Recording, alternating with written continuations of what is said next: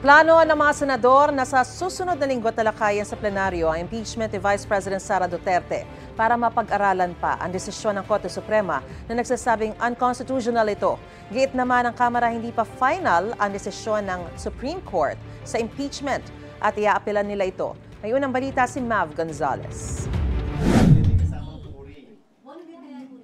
Para kay Senate President Chis Escudero, hindi na kailangang mag-convene ulit ang Senate Impeachment Court para desisyonan ang sunod na aksyon ngayong idineklara ng unconstitutional ng Korte Suprema ang impeachment ni Vice President Sara Duterte. The impeachment complaint is null and void ab initio. Ab initio meaning from the beginning. Nakasaad din sa desisyon ng Korte Suprema, sang-ayon ka man doon o hindi, dapat ito'y sundin. Kung hindi, magkakaroon tayo ng constitutional crisis. Mainam-ani ang desisyonan ito ng Senado sa plenaryo, imbis na aksyonan bilang impeachment court na wala na aniyang jurisdiction dito.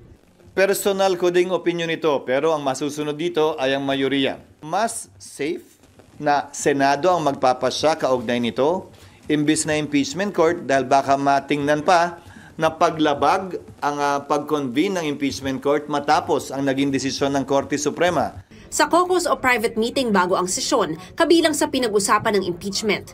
Ayon kay Senador Mig Zubiri, may senador pang balak sanang hilinging i-dismiss ang impeachment case laban sa bise. Hindi ko nasasabihin, plenary. Of course, it's the group. Yan naman yung grupo na dito. So, it's within their group. Pero sa huli, pumayag itong wag muna i-dismiss ang kaso at magtakda ng petsa para pag-usapan ito. Desisyon niya. Meron nagsasuggest na ngayon na. Pag-aaralan pa ng iba eh. It will tackle here the plenary session. Nagsasuggest na August 11, file ng MR ng House. Sabi ko, let's meet halfway. Pwede na Wednesday next week. That'll give ample time for everyone to study. Sabi ni Escudero, dalawang bagay ang titingnan ng mga senador. Unanimous ang desisyon ng Korte Suprema at immediately executory ito. Pero pagdidiin ng Kamara, pwede pa nila itong iapela. The decision is not yet final. The House will file a motion for reconsideration.